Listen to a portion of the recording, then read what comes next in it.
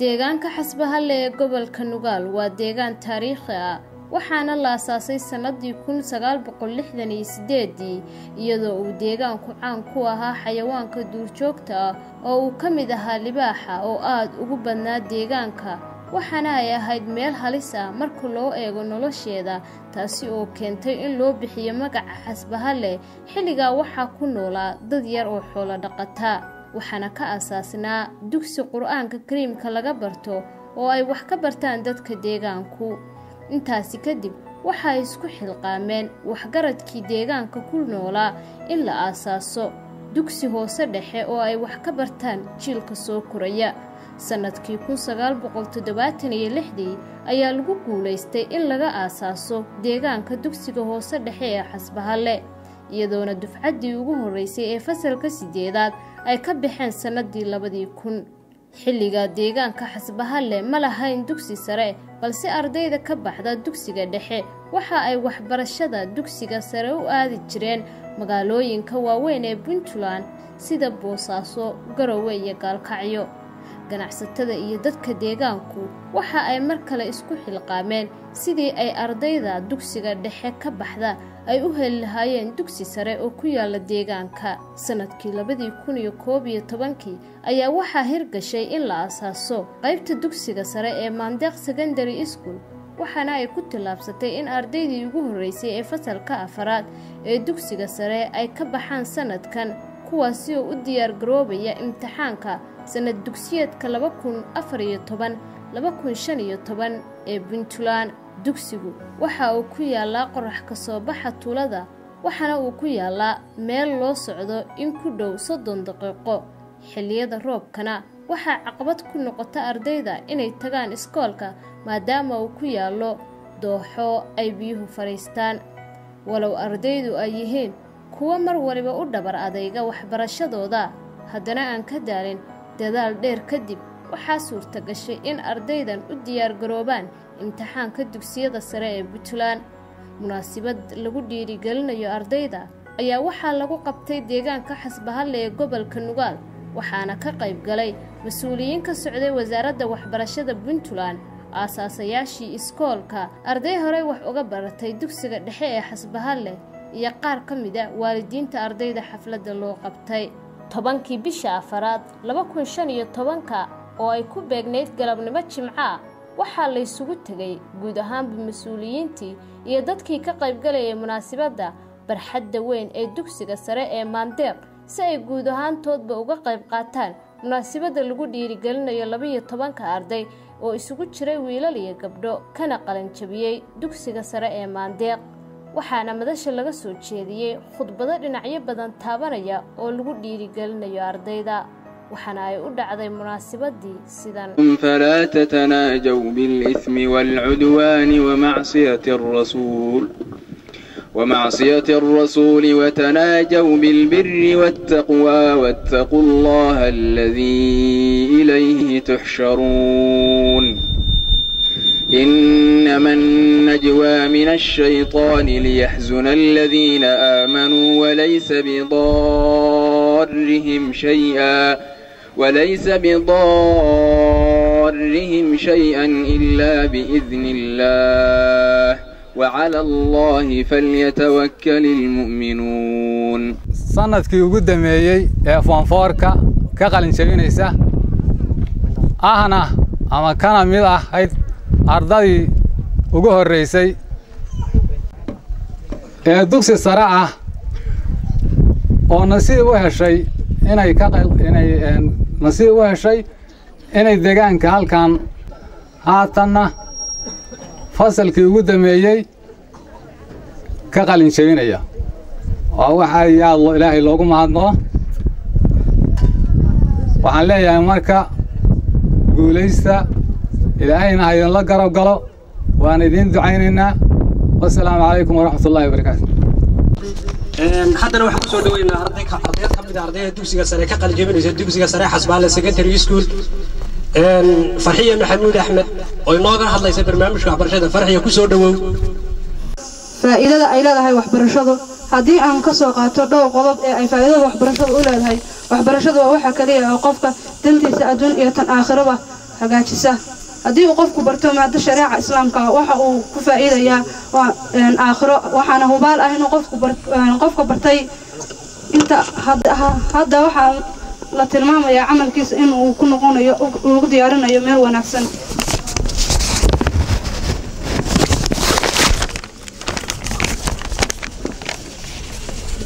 haddii uu qofku barto maadi waxaa hubaal ah inuu noolaanayo nolol adduunyo iyo barwaaqo ah sidoo kale haddii uu qofku yahay qof aqoon leh waxa uu runtii ah inuusan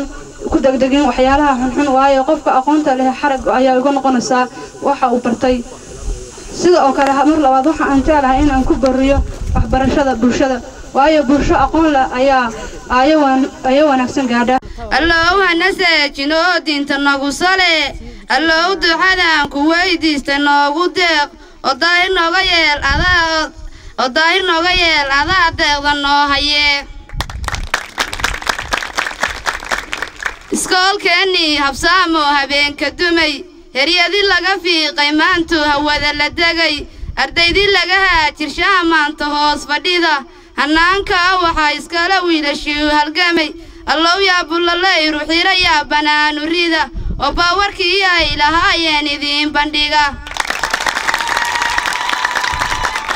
beled hadduu dumo waxaa baaran lala galaa barbaaru hana qaadayoon baadi aan ahayn baahidaadiyo dareemaysa bayska dumay ka soo bixi kara wixii aad u baahan tahay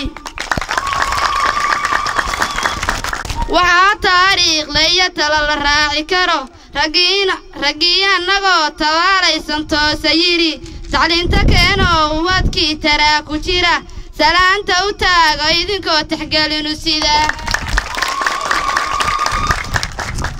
asaaska xasbaha leyl buu inoo ka yimi waxaa ololeeyay taariikhda nimanku adag ilaaladoodii hadeer bay agteenna taal iskoolka maandeeq la dhaho bay ka muuqataa ee haddaan maamuusnay oo magax inoo hirgalay xasbahal taariikh adduunkoo dhan lagu tashado lagu tartamo oo ka soo jeeda taliska ayl talada meeshay ka dhiigan waa ka toosan tahay tacabka yeelkiisa taariikhda inoo ku qora raggii taladaas lahaa tiir dhexaadka adag tixgelin iyo sharafba beledkeenna toosan jiray dunida taabsiiye magacaan inaan la tirtirin tacliintii ay barteen baa agteenna taal inaan taageerna bulshadan ku toosayaa awaalu bismillaahi yeeyaa yadaha qur'aan ilaahay maalig mahad baanu celinayaa madasho inta joogta iyo kiinoo maqnaa macbuudha ku dhaafa dembigooda muran la'aan macallimiintiiyo ardayda maamulkaan iska leh deegaanka midaysan hooyooyin wada mitida martabada buuxda mahad baan ka celinaynaa maasha allahu iyo salaan miiga naga mulkiya ducaana ku mushaaxa meeshaad ka muuqataan deegaanka midkii ah iyo kii daldheer ka yimi waxaanu dareennay aqoonaan dibdhiicid lahayn labada daaroodba ducaad ku tiirsataan dunida meeshaad ka beegtaan wanaag dusida oo haydan daadihi iyo ruuxii dibnaha u fura ونعوذ بالله من شرور أنفسنا ومن سيئات أعمالنا من يهدي الله فلا مضل له ومن يضلل فلا هادي له وأشهد أن لا إله إلا الله وحده لا شريك له وأشهد أن محمدا عبده ورسوله وقد قال الله تعالى وهو أصدق القائلين قل هل يستوي الذين يعلمون والذين لا يعلمون وقال أيضا ومن يؤتي الحكمة فقد أوتي خيرا كثيرا وقال صلى الله عليه وسلم طلب العلم فريضة على كل مسلم ومسلمة وقال إن الملائكة لتدع أجنحتها على طلب العلم رضا بما يطلبه وقال فضل العالم على العابد كفضل على أدناكم أحمده على رب العالمين القائل اقرأ باسم ربك الذي خلق الإنسان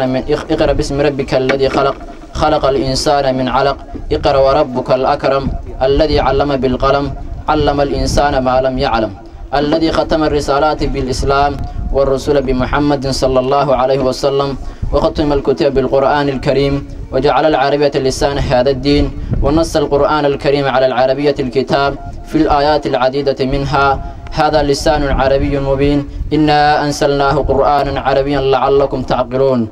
ونصلي وسلم على أشرف الأنبياء والمرسلين وعلى آله وأصحابه أجمعين أما بعد أولا نحييكم بتحية الإسلام المباركة الطيبة وهي السلام عليكم ورحمة الله وبركاته. ثانيا أشكر على المعلمين الكرام الذي بذلوا أنفسهم وجهدهم وثقافتهم ووقتهم في تعليم الطلاب هذه المدارس المتواصلة غير منقطعة مع نشاطهم وفرحتهم على كفاح والنجاح الطلاب. ثالثا وأشكر أيضا الوالدين الذين ضحوا أموالهم وأنفسهم وطاقاتهم في تعليمنا وفوزنا وفي وصولنا مثل هذه المرتبة. رابعا وأشكر أيضا الطلاب الذي كنا ندرس في زمن طويل من الابتدائية والاعتدادية والانتهائية الثانوية وهم يتخرجون الآن من مرحلة الثانوية وأقول لهم مبروك ألف مبروك مبروك ألف مبروك. كونوا بإذن الله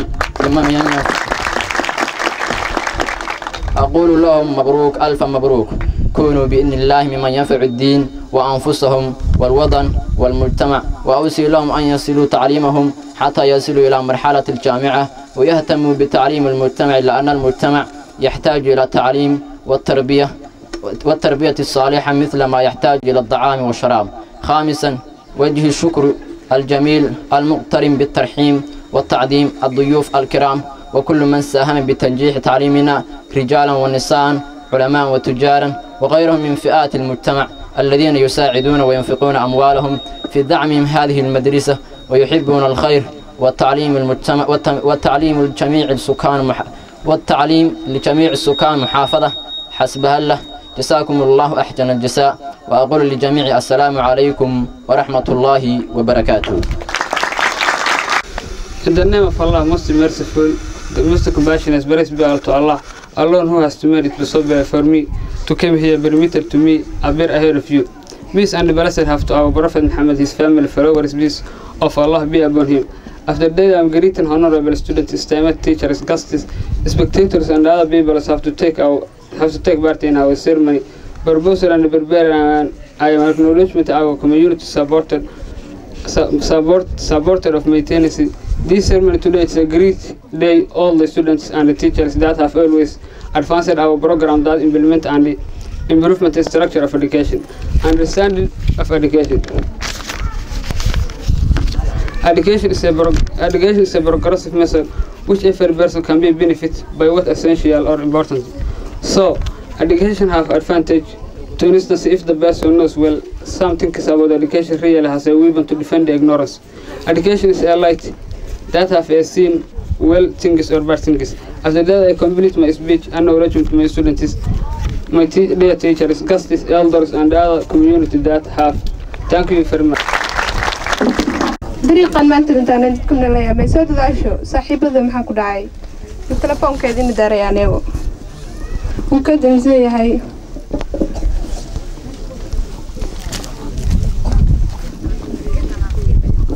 داو بليور تلس وادا هذا محاولة كذا دعاء إنسان ويجين ليه دالين داو صوت دايسي ويرد يسنت حنو بكادر محبس داخل داو وأنا كسر نقلت جوينت فور كدلار باقي ردد قصوتك جامع دواد بدي وارد كيني وجدت هذا نسك دوريجيا ومن درجة سبعة ثلاثة طبعا نادل استلك شو اسمه له الكو كل دوني وهر ضفكود كعب كداد يعيد كودر نحن هاي نعدا وادم بس أنت نسكت دواد العق ودتك تجير الصحراء هدول مرة حدو دلاوي هلا دق بندتك وسوين لما در المدور تبان أورن إلا يدلو إن العكس ودرتين هيا دورن قضاء يكون صدري مركز على يسيدين أنت اللي بيكدق أو تكدون كراع ترياني قدومر كورن دبلتي مركز ملا دنينا لسين ضرورة عنه هل كاسن ده أنت ديارتك قدولو أو نيو دل هكدقو مركز الدولار كصدر هل كاس داره نحرستك قليا هل كذا القلم تاكسي ده أنا وكلا وضيع تري استجوان كلية ودقنا الدوقة ولا صدر استقدم مشاتك وعند حد قدامه قلبس لا إلا الروح دم بيادون ذا ما فكرته نعم السومالي أن كنت الفلوس ودنت هذا كل لاوين وأنا كود عينه وأنا كود عينه تسكت هاري تستجوان كلية أما ده قال بايقرب تاي يقول ده على منيجا هدي كلا دخل رأسك كسامح كلا يقدون مسدة واحد نفس هذا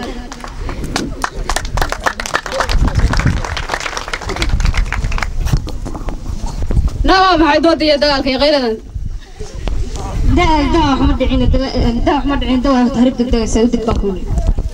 ده مع هذا الكيجا دبعي جوا إن أنت هرب ديار قبل دل كان أنا دب بتوجهين لا بتعريف وصعتها بتعريف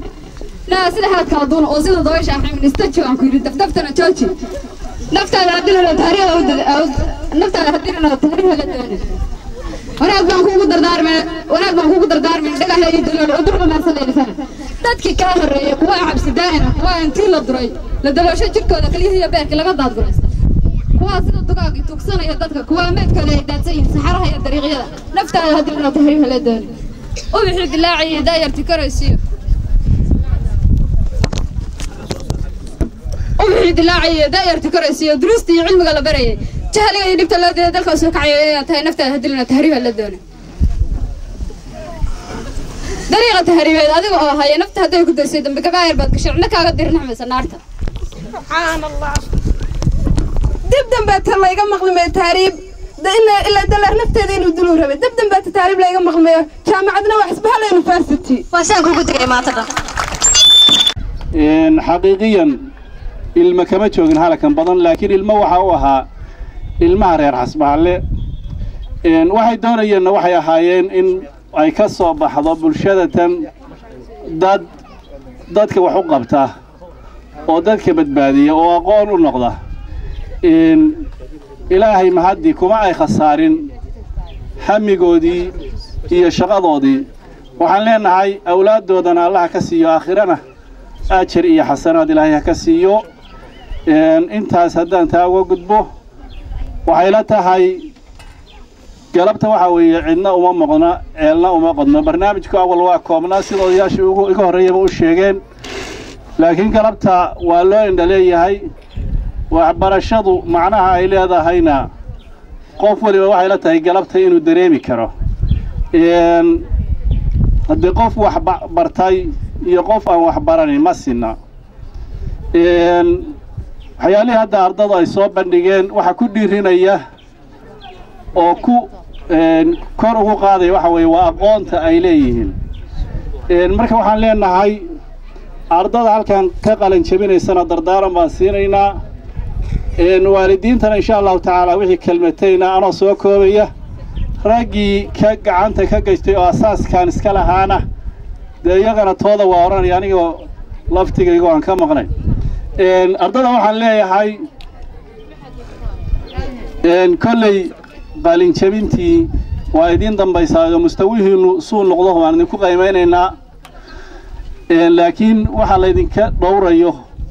waxa weeyaan dee wixii la idin maalgashigii la idinku sameeyey inuu miro dhalaan la rabaayo barofesoro iyo macallimiin iyo dadka wax u qaban lahaa inay idinka soo baxaan dulliga iyo hoos u dhacana aad iska ilaalisaan iyo waxyaalaha dhibaatada idinku haya sida cadawga koowaad oo anigu aan u arko bahalka qaadka oo qof qaad cunaa mustaqbalkiisa iyo mustaqbalkiisa ma gaaro lamana hayo qof qaad cunay oo intuu qaad cunay meeshii la rabay gaaray ama wadnaha istaagaya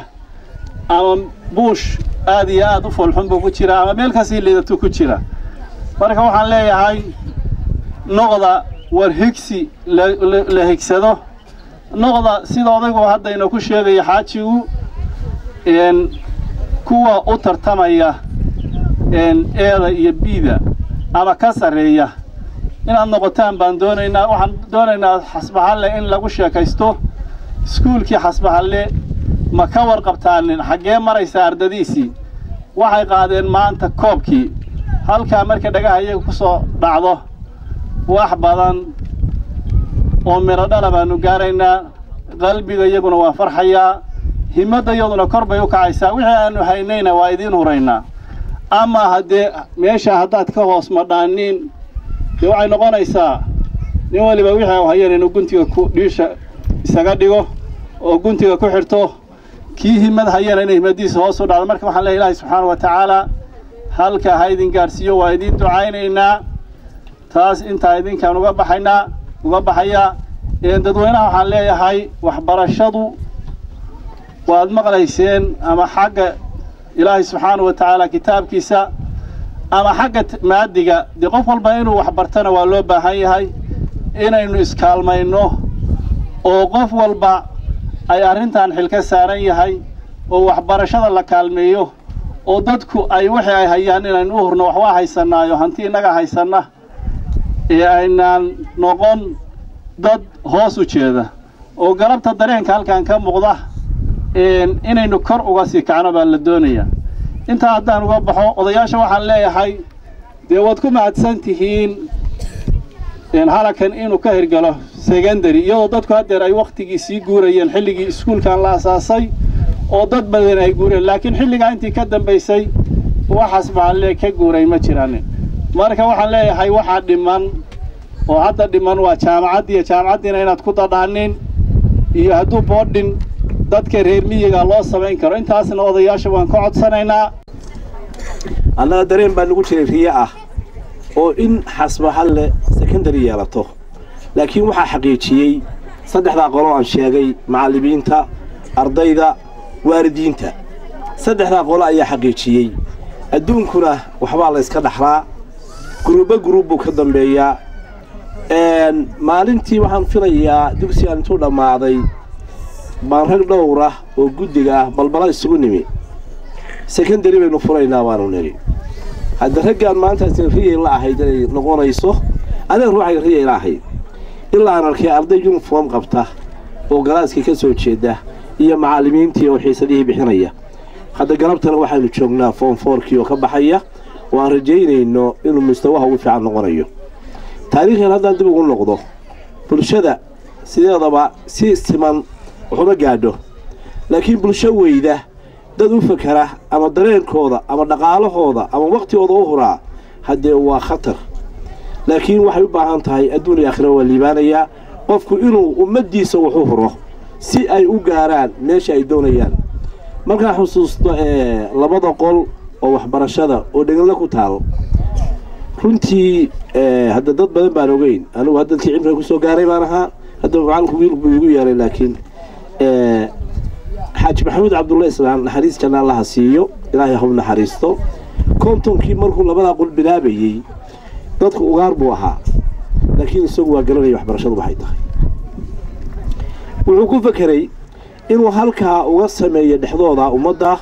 iskuul oo macallimiin keeno oo carruurtiisii mathal ka dhigo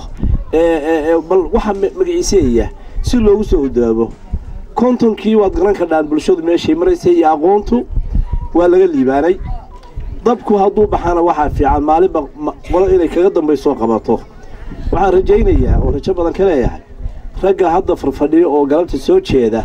oo uniformka qabaa inay noqdaan kuwii dabka la wareegi lahaa aqoontii iyagay gashay dhallinyaronimadeedii ku jidha mustaqbalka iyagaa leh meeshaani siday ku gaari lahayd dareenka hadda jaamac sheegayo jaamacadaha dadka laga sugayaa waa dadkan galabta ee hor fadhiya runta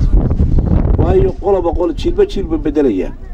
marka jiilkii bedeli lahaa bay noqon doonaan inay iyagu u fakaraan sidee warshado iyo laamiyo iyo jaamacado u gaari lahaa bulshada iyo deegaankaani dadkii u fakari lahaa waa dadkan galabta hor fadhiya aad iyo aad waxaan ugu mahad celinayaa raggii runtii raggii ugu horreeyey sheegay oo isku dayay inay u dhabar adaygaan muddada 4 sano ah inay xagsadaan inayan marnaba u magaciisiin waxaan mar labaad mahad celinayaa macallimiinta meesha fog ka tibi oo waxbar aqoontoodii gudbisay la'aantoodna ay waxba magaciisiin oo inta deegaankoodii ka yimi bulshadan u yimi waxbarashadii iyo noloshii iyo waqtigii la qaybsaday iyagoo aad garanaysaan qof waliba dee inta sugayo meesha ku barbaaray inuu joogo oo waliba si aqar la'aan mise u bixiyey aad iyo aad baan ugu mahad celinayaa waxaan rajaynayaa mustaqbalka dhow in waxa laga wada hadlaa uusan noqon dugsi sare in mustawiyaal ka sarreeya uu noqdo inuu warshado noqdo inuu laamiyo noqdo inaynu saynu bulshaduna waxay isu geysatay gaari kadha boardingka hadda jaamac sheegay waa muhiim oo dugsiga xasbahalle ay ka qalin jabinayaan dufcadii ugu horeysay ee secondary aniga lafteeda farxad bay tahay inaan ahay dufcadii ugu horeysay oo dawladda kadib iskuulka ku bilowda fasalka koowaad iskuulka xasbahalle farxad bay tahay aniga kow waa idin hambalyeynayaa ardada qalin jabinaysa waxaan u hambalyeynayaa bulshada reer Xasbaalle meel kasta ay joogto runtii waxbarashada iyo aqoontu waa wax asaasi oo ah nolosha qofka iyo bulshada intaba bulsho aan aqoon lahayn ama qof aan aqoon lahayn waa tii ay ardadu cabirayeen runtiina waxbarashadu qofka bini'aadamka iyada qof ka dhigta yani tafkiirkiisa iyo sida uu fakarayo noloshiisa iyo habka uu nool yahay iyo aqliga iyo meesha uu ka fakarayo oo qofka aan aqoonta lahayn oo jaahilkaahi aqligiisu ama garashadiisu ma siinayso inuu ka fakaro meesha ay ka fakarayeen dadka asaasay iskuulkan runtii aad iyo aad bay ugu mahadsan yihiin bulshada la qaadatay oo fikradda la qaadatayna aad bay ugu mahadsan tahay su-aasha waxa weeyaan aan rabo inaan weydiiyo bulshada yani qofka nolosha ugu nolol fiican adduunka qofka fikradiisa isla markii waxa kusoo degdegaysa inuu yahay qofkee weye waa qofka lacagta haysta qofka ugu nolol fiican dadka qofka ugu nolol liitana waxa weeyaan waa kan ugu lacag yar ama ugu faqiirsan laakiin waxaan idin tusayaa inay ka fiican tahay qolo kale oo ka nolol fiican ay jirto for example haddaan kan ka soo qaadnay adduunka qofka lacagta haysta wuxuu ku nool yahay halkan qofkaan lacagta haysanna wuxuu ku nool yahay halkan soo saa maaha yani qofka lacagta haysta ugu nolol fiican qofkaan lacagta haysan baa ugu nolol hooseeya okay qofka waxbarashada leh marka ama aqoonta leh sidiin oo kale ardada maanta qalin jabinayso kale halkanna maa hoosna maa waa halkan dhexe halkan dhexdaa buu weeye isagoo halkan buu degan yahay noloshu waa wareegto sidan buu noqon karaa noloshu sidaas bay noqon kartaa maxaa dhacay ninkii shalay halkan joogay meeyey ya hoos buu aaday kii hoos joogayna kor sada darteed lacagtu wax lagu cabiro maaha laakiin ninkii aqoonyahanka ama aqoonta la aaway yani bulshada wuxuu kaga jiraa dhexda waa laf dhabarta isma bedelo booskiisu ma dhaco mana dhaco mana kaco isaga ayaa bulshada laf dhabar u ah saa darteed wax isbedbedelaya ama duruuftu ay bedeli karta maaha aqoontu oo aqoonta aa leedahay iyo cilmiga halkan ka baratay oo maanta afofarka kaga baxaysid noloshaada inta ka hartay waa kula soconaysaa laakiin lacagtaa maanta shaqaysatid berri way kaa dhammaan kartaa maanta lacag ma haysatid berri lacag baa yeelan kartaa marka this waxa weeye aqoontu sida ay bulshada ugu tahay laf dhabarta runtii iskuulkan waxa weeyaan waa iskuul macno u leh bulshada dad badan oo macno leh oo qiimo leh oo bulshada wax u ah maantana ay wax ku soo dhigteen aad baan ugu mahad celinayaa runtii sacab xoog laha loogu dhufto ustaad caato wuxuu leeyahay in reer Xasbaalle ay siiyaan abaalmarin haddii ilaahay idmo dadka ka baxay iskuulka Xasbaalle oo ay ugu horreeya dufcada maanta qalin jabinaysana waa inay abaalmarin gooniya oo la yiraahdo wisaam ama xarig sharafeed loo xiraa isaga iyo macallimiinta kaleete ee la soo halgamaynta waa waajib ardada maanta qalin jabinaysa surka ka saaran waa waajib laga rabo weeye runtii dadaalka ay soo galeen iyo juhdiga ay soo bixiyeen iyo intuu leegyahay iyo bulshada saameynta ay ku yeelatay anigana shakhsiyan runtii naftayda iyo mustawaha nolosheeda intaba saameyn ayay ku leedahay oo qofkii qalinka ii qabtay oo A B C laygu dhigay waxay ahayd iskuulka Xasbaalle aad baa mahadsantihiin waxaan helmaamay inaan mahad celiyo odayaashii runtii fikirkooda iyo lacagtooda iyo qiimahooda iyo waqtigoodaba geliyey in maanta dufcada halkan joogta ay kaga baxda form 4 qodobka ugu dambeeyaan ku khatay waxa weeyaan bulsho weynta reer Xasbaalle meel kasta ay joogaan oo maqlaya muxuu ah barnaamijkan ama uu soo gaari doono in ay sida lixdan nin ay waqtigooda iyo lacagtooda iyo juhdigooda u galiyeen waxay soo saareen ubaxa maanta horteena ka muuqda haddii inta ay ka bataan ka war مثلا لحظة قف أما بقول قف أو فكر كاسو كلا هدي له الكور أما أود داسو كلا له والعقد داسو كلا بحنية أو وقت كاسو كلا بحنية رنتي واحد في لي سكول حسب على ما أنتي نسيدا كبدا لا وما شاء الله بيتون قف هذا يقل إنتبين يسو waxaan filaynaa sanadka dambe ama sanadada soo socota iyadoo 100 arday ka qalin jabinaysa inaan waana hadii la haydmo intaasaan ku baraarujinayaa bulshada reer Xasbaalle meel kasta ay joogto waan mahadsantiin أولاً أخيات شرفت له وأنا جلست قيب قلي وميلها فوق نوعي يمي عد كستا وحوي حلفدان وحوي كسر قيب قليسة وحنا نقول سلام يا أرضيدا والدينته لما أنت كسر قيب قل وحنا نقول سلام يا سلامة إسلامك السلام عليكم ورحمة الله تعالى وبركاته بعد السلام الله سبحانه وتعالى ما هذا سكله isugu keenay majliskan inagoo dad wada muslina dad caafimaad qaba alxamdulillah baa leenahay marka labaad waxaan jecelahay inaan u mahad celiyo waxa weeye dadkii waxa weeye asaasayaashii iskuulkan oo iskuulka maanta loo fadhiyo dufcadii ugu horeysay ee ka qalin jabinayso galaaska form 4 waxa leeyahay ilaahay subxaanahu wa ta'ala ajarkiin ha idin siiyo miisaankiina xasanaadkana ha idin ku daro sidoo kale waxaan jecelahay inaan u mahad celiyo ardayda waxa way isku hawshay xafladan quruxda badan iyo cid kasta oo ka qayb qaadataba waxaan leeyahay mabruuk alf mabruuk baan leeyahay sidoo kale waxaan jecelahay waqtiga yar awoodiis waxaan jecelahay inaan u mahad cesho sida Cabdisamad ba sheegay annagu waxaan ka mid nahay ardaydii alif ba looga bilaabay waxa way baata looga bilaabay iskuulka Xasbahalle intaasna maamulaha iyaga ahaa jaamac Faarax mar labaad baan ku codsanayaa waxa way inaan sacab ugu dhufataan sidoo kale waxaan xusayaa inuu fadhiyo macalinka iyo quraanka aniga alif ba ii bilaabay macallin Xamse jazaakallah isna in maca sacab loogu dhufto ilaahayna ajirkiisa siiyo waxaan jecelahay wax yar inaan yaani ardayda baraarujin siiyo ardayda aan qalan jabinays sida dalmar guuray sheegay waxaan ahayn inaan idinka rajaynin ilaahay subxaanahu wa ta'ala waa idin baryeena inuu waxa weeye hadafkiina idin gaarsiiyo idina fududeeyo inala garab galo imtixaanaadka galabta anigoo Shaadiya Cabdullaahi ahna ardaydii ugu horeysay dugsiga hoose dhexe ka bartay magaaladan Xasbahalle farxadayda ma soo koobi karo maadaama aan arkayo arday secondary oo ka baxaysa magaalada Xasbarwaaqo aad baan ugu faraxsanahay dadka juhdiga iyo sameeyay dheer ee soo qabtay hawlaha badan waxaan idin leeyahay jazakallahu khayran jaziilan waxaan rabaa inaan aad iyo aad ugu mahad celiyo macalinkaygii mudnaa isoo baray alifba sida Caate Faarax waxaan leeyahay macallin guuleyso khayrna garabkaaga ha dhigo horumarkii aad ii bilowday ilaa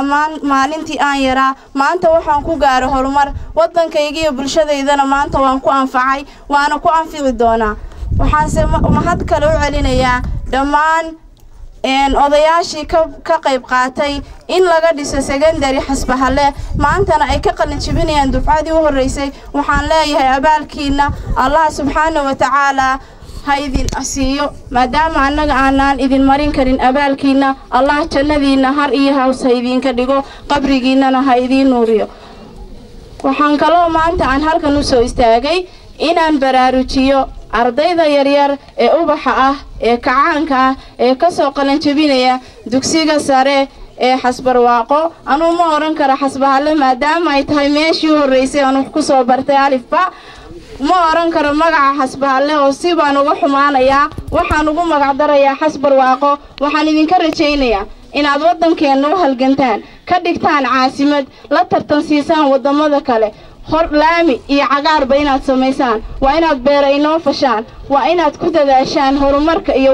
waxtarka magaalada aad ka soo jeedaan waxna aad ku barateen qofna meeshu qalinka ku bartay ma ilaawi karo mana dhaafi karo anigu wixii aan u qaban karo anigoo Shaadiya intii aan noolahay ciida ka sareeyo waanu qabanayaa waana iga ballan intii tabartayna waanu dadaalay garabkiinana waan taaganahay ardaydayda yaryar ee halka ka muuqata idinla dadaalkiina sugayna waxaan kaloo sugayaa darajadiina waxaan rabaa inaad noqotaan iskuulada sare ee reer Puntland kuwa ugu sareeya ee la dhaho ardaydii Xasbarwaaqo waxay galeen kaalinta koowaad waxaan idinka doonayaa maanta oo maalinta ay tahay maalin jimcaad inaad caawa bilowdaan buugaagtiina akhriska inaad dib ugu noqotaan inaad noqotaan arday waxgarad leh oo darajadooda aan ku faano ku meel marno oo aan dhaho waa ardaydii Xasbahalle ee kaalinta gashay maalintaan maqlo inaad horumar gaarteen waxa iga ballana inaan idin qaban doono waxaad ku faraxdaan guddoonka waxbarashada kormeerka waxbarashada dawladda Puntland odayaashii mu'asisiinta ahaa ee dugsiga kan aad iyo aad u fakeray macallimiintii meelo badan ka yimid oo nuurka kalabta muuqanaya inuu iftiimiyey waalidiintii aad u soo dhaweeyey oo ilmahooda ugu dadaalay oo mustawaha galabta ay joogaan keenay ardada ruuxadeeda oo u dulqaatay u sabray inay camiraan dugsiga sare ee deegaanka ay degan yihiin waxaan u soo jeedinayaa dhammaantood mar labaad iyo mar saddexaad salaan aad iyo aad u diran oo ay ugu weyn tahay salaanta islaamka assalaamu calaykum waraxmatullahi wabarakaatu xafladdan runtii aad iyo aad baan galabta ugu faraxsannahay waana jeclaan lahayn inta ka hor in loo soo sheego oo qaybta ardada qaadatay qayb ka weyn aan qaadanno sababtu waxa weeye kolay aan waxaan ka mid ahay odayaashii lixda ahaa oo halkan dugsiga in laga asaaso kulankii koowaad joogay waxaa kaloo idin kala jooga galabta lix baan ahayn saddex baan nala jooga cabdallaba yuusuf muuse oo kormeeraha wasaaradda waxbarashada ah cismaan gureye kaarshe oo raggii odayaasha maalinta joogay ah cabdisamed islaam oo asaguna ah raggii maalintaa fadhiyey maxamed cabdinuur iyo cabdicasiis gureye kaarshe aad iyo aad baan galabta tahniyad ugu dirayaa inaan ka qayb gallo yacni waxa weeye waxaan ku hameynayna dugsiga in hirgalo oo ay tahay ardadii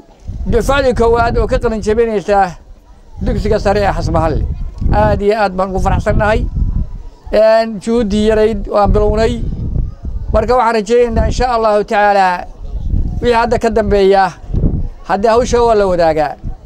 oo innagoo dhan ba inoo taallaa dibad iyo guda meelaan joognaba deegaanka xasbahalle iyo dadka waxa weeye ka soo jeeda haddii wax la bilaabo in meel fiican la gaarsiin karo indhihiina idin macallina kulankan maanta awoodda uu leeyahay noocuu yahay iyo soo dhoweynta hal abuurka ardada ama ha ahaadeen afafka luqooyinka ku hadlayeen ama buraamarka ha noqoto ama tacbiirkay ka bixinayeen waxa weeye tahriibta iyo meesha xun oo mustaqbalka ummaddu ay ku dhammaatay oo wax laga helayaa ayna jirin aad iyo aad يعني وعيك يعني تفكيرك يعني شيء فكريان هذه هذا ما نقول فرح سنة وعن رجينا إن شاء الله تعالى إنه يسكتوا بان ذاتكي دكتور فكري إنه هذا فرمه واردين تسول ويجي معلمين تي هذا وحوي وبرو دفاعي كواد مع بحيسة ورجينا إن دفاعات بدن إنه وحوي كبحان دميلا بدن لو جسوا جورو ومعاصمة ده هيو magaalooyinka iyo in halka looga soo gurina aad iyo aad baan u rajaynayaa waxaan kaloo aad iyo aad u rajaynayaa insha allahu tacaalaa tartan baa lagu jiraa soomaaliya oo dhan baa tartan ku jira dowladda puntland dugsiyada sare ayaa tartan ku jira magaalooyinkaa ku jira ardadaa ku jira waxaa lagu tartamayaana halkan markaan joogno waa aqoon weeye waxaa lagu xisaabtamayaa ardada e intee haysata b intee haysata eedu waa inta saddex nooc biduna waa saddex nooc maanta waxa weeye c iyo d lagu fakari mayo waxaa koobka lagu kala qaadayaa waa mustawaha sare ama ha noqoto waxbarasho lagu helo ama ha noqoto jaamacadaha iyo dugsiyada waddanka yani waxa weeye oo sare ee jaamacadaha yani mustawaha yani waxa weeye tacliinta lagu helo ama meel kasta ha la aadee qofka maanta tacliinta dugsiga sare kaga baxa meel fiicani meel kasta uu tago wuxuu noqonayaa ardayga yani waxa weeye ama yani mustaqbalkaan rajaynayno inuusan marna ku fakerin tahriib iyo meel xun inuu ku noolaado inuu ku fakero soomaaliya inuu wax ka badbaadiyo puntland inuu wax ka dhiso dhulkan ilaahay barwaaqada ku riday oo aan si aan loo soo baxo garan la'anahayna inuuna ka soo saaro waxaan haysanaa adduunka maanta waxay haysaa ma jiraan adduunka waxaa loo soo guurayaa meelihii qabowga ah waa laga imaanayaa oo dhalaalka ugu sameeyay barre baa isugu yimid waxay ku jireen waa kala bixeen maanta waxaa loo digiyo dam leeyahay dhulka kuleelaha ah oo laga soo saarayo tamartii nolosha 80% ay ku xirayd iyo yani beerihii iyo baddii intii waan isku haysanaa maalin waxaa imaan doonta ciddii gaadhaba lagu soo kala tartamo deegaankan puntland geeska afrika soomaaliya puntland ayaa imaan doonta waa rajaynaynaa insha allahu tacaalaa dadka aqoonta ku soo dhoweyn doona dadka aqoonta la imaan doona inaad noqotaan baan rajaynaynaa dhulkan oo aad iyo aad qurux badan oo meelaha loo tarhariibaya ka qurux badanna oo cimiladii iyo barwaaqadii isku darsadayna ilaahay waxaan u rajaynaynaa kuwa soo socdaan inay iyagoo caafimaad qabo oo nabad ay gaaraan annaguna waxaan rajaynaynaa inaan noqono waalidiintii wax bilaabay oo lagaga dayday waxaan rajaynaynaa insha allahu tacaala dadaalkeena halkaan ka sii wadno salaan aad iyo aad u kacayl badan iyo farax badan xambaarsanna waan ku soo khatimaya insha allahu tacaala wasalaamu calaykum xafladdaanu qiimo kala baan ka dhadhansanayo dadka qaarkiis aysan hadda indhahooda ay ku dhacayso laakiin aan fahmayn oo ah macnaa sawirka naga dambeeya oo khalfigeenna gadaasheenna ah oo ah khaymad oo ah dhaqankeenna oo ka turjumaysa wax weynna u soo jiidi kadha barnaamijkeenna gelinaysana macnaha nolol iyo macnaha dhaqan wanaagsan inta xafladda haddii aan mahadnaqaas ka sii gudbo weli waxaan sii salaamayaa akhyaarta sharafta leh oo ka timi Garowe xafladani waxaan u meenahay sida laga wada shanqariyay xaflad qiimo leh ayay u tahay ummadda reer Xasbahalle anigu waxaan hore ka abaarayaa hadafkayga oo ah maxaa ka dambeeya dugsiga sare waxaan u meenahay horta waxaan ilaahay ka rajaynaynaa dufcaddan koowaad inay noqoto dufcaddii ilaahay waafajiyo khayrka oo aan ka rajayno darajooyinka sare in ilaahay ku waafajiyo aamiin dhahaya intaa kadib maxaa ka dambeeya weeye maxaa laga fikirayaa dugsiga sare form 4ka markii laga baxo waxaa laga yaabaa hadda gabdho waxay soo bandhigeen barnaamijka tahriibka kaas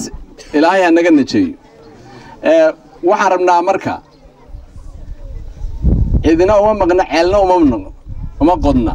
bay Soomaalidu ku maamaahdaa waxaan rabnaa dadkiinu maanta inay noqdaan dadka kan hadda dufcadan ama qaybtan ka baxaysa inay noqdaan tusaale macna waxa weeye marka ugu horeysa koow inay waalidkood iyo macallimiintood iyo maamulkood iyo iskuulkoodiiba ay uga tagaan taariikh wax lagu garto la yiraahdo dufcadaas baa ka baxday marka in xafiiska sawiradooda iyo magacyadooda in looga tago ayaan rabnaa si qolada ka dambaysa hadda form 3ga ah ay u aragto oo ay tiraahdo dadkaas waxay hiigsanayeen meel fiican annagana meeshaas meel ka sareysan u baahanna taas waa qodobka labaad waxaan rabnaa qof walbaba oo ka mid ah dufcadatan inuu maskaxda ku hayo in xaq lagu leeyahay xaqaas inuu ka soo baxaya laga rabaa bimacnaa inuu wax u soo barto dalkiisa dabadeedna dadkiisa iyo dalkiisa u soo noqdo waxaan rabnaa berito dadkan 4 sano kadib inaan la xisaabtamaan rabnaa 4 sano waxba ma aha shalay bay ahayd 2011 2012 maanta 14 baan maraynaa waxba ma ahan isla markiiba inay soo noqdaan inay bulshada wax ku daraan inay bulshada u faa'iideeyaan inay bulshada ka noqdaan hormuudkeena ka noqdaan wiil iyo gabdhaba marka tartankaasu waa noo meel bunoo yahay dadkii marka iskoolkan ku soo tiiriya tacabeelay ay ugu horeeyaan waalidka ay ku xigaan in macallimiinta ay maamulka iyo dadkii walaalahooda ahaa ee gacan qabtay intaba waxay dareemayaan markaas inay dad wanaagsan ay ka mid yihiin dabeedna way ziyaadin karaan wixii laga rabo ama wixii tabartooda ah hadda waxyaabo badan oo qorshe baa jira qorshahaasuna wuxuu u baahan yahay si wada jir in loo wada shaqeeyo marka reer Xasbahalle waxa la rabaa in juudiga la laabo juudiga culayska ah in aan dad lagu sii dayne in laga qayb qaato maanta mirihii geedkii waa baxay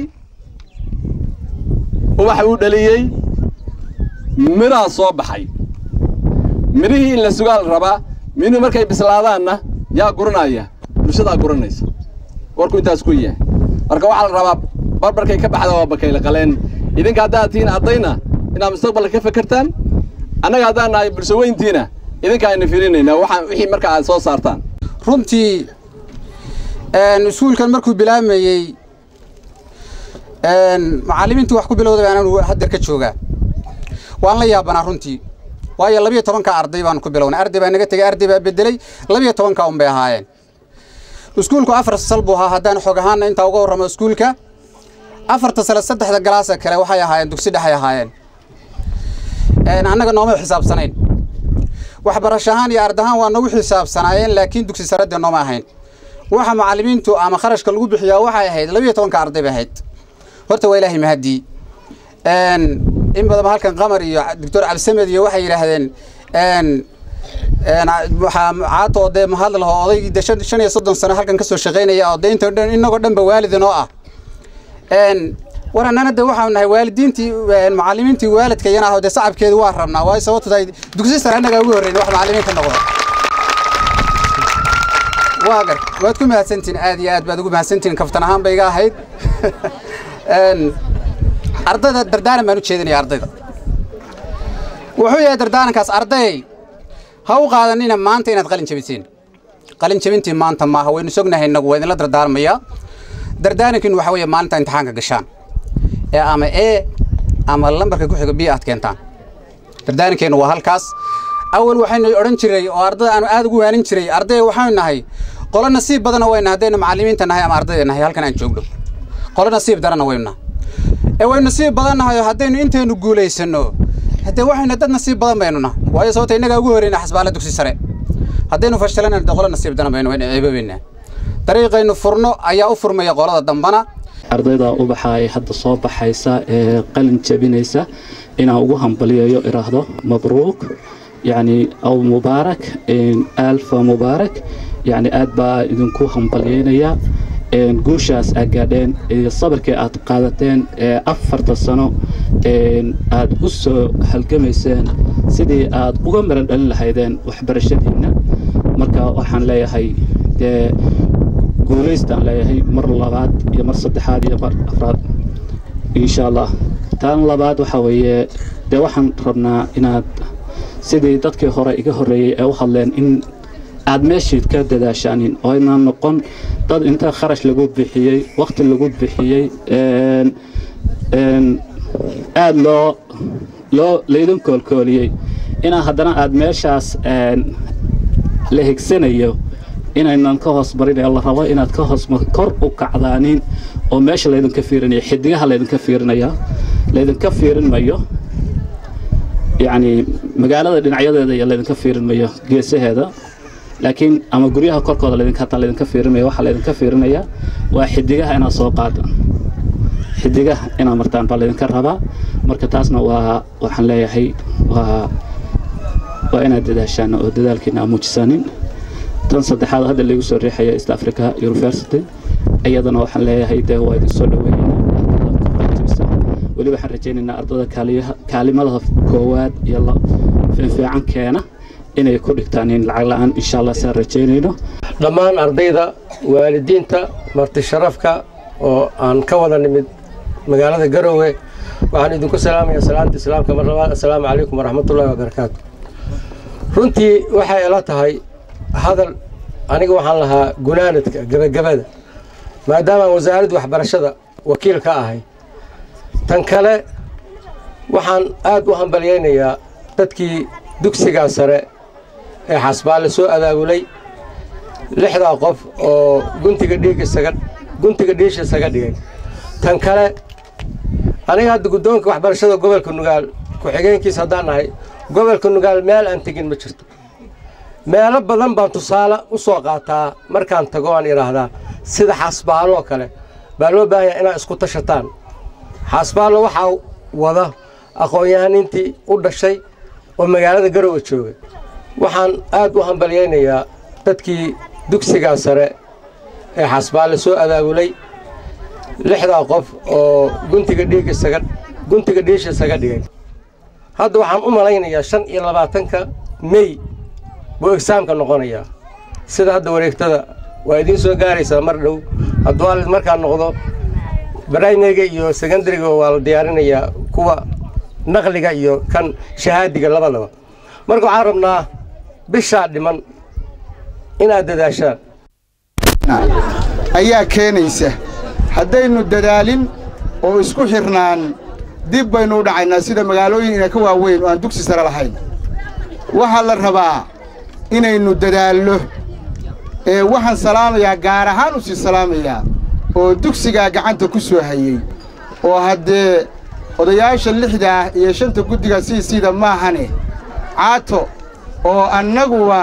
intaas aanu la egnahay alif iyo baada noo dhigay waxaan rabnaa gaar in loo sii salaamo dhalinyarada hadda qalin jabinaysa oo 12 ah waxaan rabnaa inaysan ina ka lumin waqtiye ay dadaalaan oo habeenkii si adag u shaqeeyaan oo maalintii si adag u shaqeeyaan oo sidii reer aylo kale soo bilowmo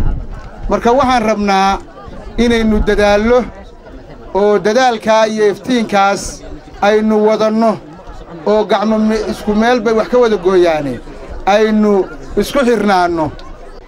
waxaan ku soo gabagabaynayaa اللهم ربنا آتنا في الدنيا حسنة وفي الآخرة حسنة وقنا عذاب النار اللهم ربنا تقبل منا إنك أنت السميع العليم وتب علينا يا مولانا إنك أنت التواب ربنا وآتنا ما وعدتنا على رسولك ولا تخزنا يوم القيامة إنك لا تخلف الميعاد إله وح خير عربنا وكد عيني وحيلتها صومالنا وكد عينينا إله رحمة خير ويسكن سوء لسه يا إله دلني يرد أنقول درع علينا كيكين بان إدين برن إله قلوب تيجي سوسو توسي إله دنت يدا نتوس إله مصلحة يدا نوها جاتشي إله النجودن حل ميدا نقدم waxaa la asaasay dugsiga hoose xasbahalle sanadku markii uu ahaa 1976 waxaa lagu asaasay arday yar meesha oo tuulo gibina ah oo aan waxba saasa deganayn dhowr barkadooda ayaa maaragtay waxa laga dhisay 2 qol dawladda maxamed siyaad barre 2 qol oo khasaba baa dadweynuhu dhistay oo dabadeed halka markii lagu asaasay fasalkii koowaad sanadkaas la asaasay dabadeed waxa dhacay way iska soo socotay ilaa dawladdii waxa markay ahayd taariikhdu 1900 iyo 91 dawladdii baa dhacday burburkii baa la galay dib wuxuu dugsigu u asaasmay burburkaas sanadku markuu ahaa 2000 oo يعني wuxuu asaasmay 1993 uu asaasmay oo dib loo furay dad sabaabulay baa furay oo dhalinyaro aqoon-yahana dabadeed sideedaadka iyaga ugu horeeyay wuxuu dugsiga ka baxay 2000 markii ay ahayd alxamdulillah ilaahay baa mahad leh dugsigu markaa wuxuu yeeshay koowaad ilaa sideedaad 2000 iyo 11 ayaa waxa laga asaasay secondary school oo halkaas buu form 1kii laga asaasay ilaa iyo maanta ardadan aad arkaysaan oo dufcadii koowaad ah oo ka qalin jabisay ilaahay baa mahad leh dugsigu ilaa heerkaas soo gaaray sanado badan buuna jiray ardada waaga ka baxaysay ilaa intii aan laga asaasin halakan Garowe iyo meelihii kale ayay aadayeen waayo ma lahayn dugsi sare ilaahay baa mahad leh laakiin aqoon-yahankii meesha iyo ganacsatada bulshadu markii la iswaraystay sidaad xafladda ka arkayseen waxa la garowsaday in maartay la biyo celiyo oo dadkii lagu maartay celiyo meeshii si aan looga guurin oo ayna meeshii goob maran ay u noqon hadee ma hadda ilaahay iska leh ilaa iyo haddana dugsigu si fiican oo sidii loogu talagalay smooth ah uu soconaya وانا ما شاء الله waxaan guddoonsiinaynaa maamulaha dugsiga xasbahalle mudana jaamac faarax ما شاء الله ما شاء الله هذه يا mahadsantiin idinka iyo ragii ardaydii hore ee halkan iga soo jeediyay xuska waxaan leeyahay 100% aad baan idin rajaynayaa khayr baan idin rajaynayaa الله خير يسيو بالله توفيق guddoonsiinaynaa maamulaha dugsiga sare mudana Cumar Saciid Shire waxaan ku xamid aad iyo aad nooga soo horay waqtigiisii si aan u soo gaarno heerkan aad iyo aad u mahadsan ayuu idinka gudubay aad iyo aad baad u mahadsantihiin kii guuleysta Allah idinka yeelo ee idinka aqbalo waxbarashadiina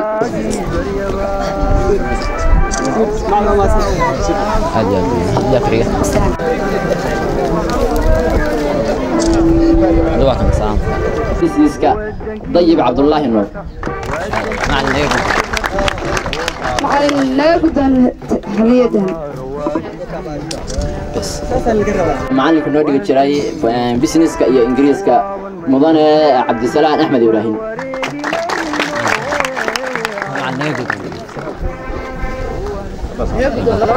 معلن لا قدون هديدا شكرا أدنى مروة محبة قورية كارشة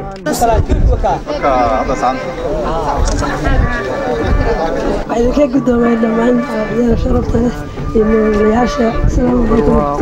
هذا فرحي كده نيجي قدوم معلن شهادة وأنا كل قدومي وأنا كل ما سنتين ما شاء الله إذا كان خير الله يدسيه قول قول قول بعد نيجي قدوم معلن شهادة شرف نقول سو قدوم أستاذ إيمان أنا نقول سو كل شيء حفلته وأحمد معلن محمد تفضل مشكورا. وشادي عبد الله عود أنا ما مهد علينا نسيد قيمة قدرين تمضرين ولا سوق بتشي حفلة ديدا وحلنا هاي تفضل مشكورة. ترى هنا بلا سوق بشو وحلنا هاي ويلكم. سنينا اسمه نقولي كارشي أوها نينكي وسال كم يسكول كي وحلنا لو صعبي وحنا نصير هذا شرفتان.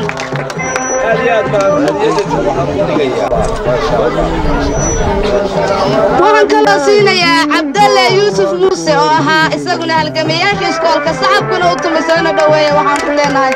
tafadal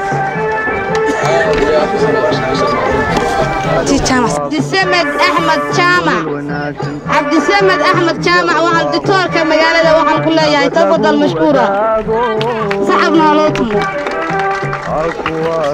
ومدينة وسعيد بري وحن ياي ويلكم hooyooyinka waaridka oo dhan degmada xasbahalle oo dhan dadka ka soo qayb galay xalfadaas baan salaamaya oo dal iyo dabadba naloo ka soo taageeray oo ayagoo dalkacay la soo celiyey waxaan ilaahay uga baryayaa inaan alla nagu khasaarin ee kuwii guulaystay oo garabkooda alla galay ilaahay ka haddana waxaan ku soo dhaweynayaa qofta aad iyo aad nolol shaqaysa haddana macallimadda iskuulka ah waa qamar cali aadan qabar naga gudo shahaado sharaftaan iyo jaysada labadaba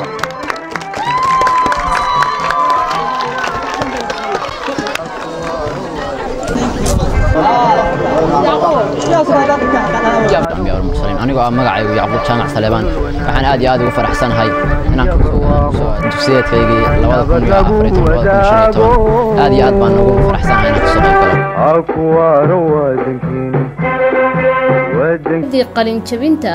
ardaydii dugsiga sare ee maandeeqa deegaanka xasbahalle barnaamijka inta uu socday waxaa idiin soo jeedinayay anigoo ah maymuun cabdirisaaq khaliif dhanka kaamirada habeynta iyo isku dubaridku waa aadan maxamed jaamac aadan surayste inta aan barnaamijka lamida ku kulmi doono aniga iyo aadan suraystaba waxaanu idinkaga tegaynaa nabaadiino iyo nooli kula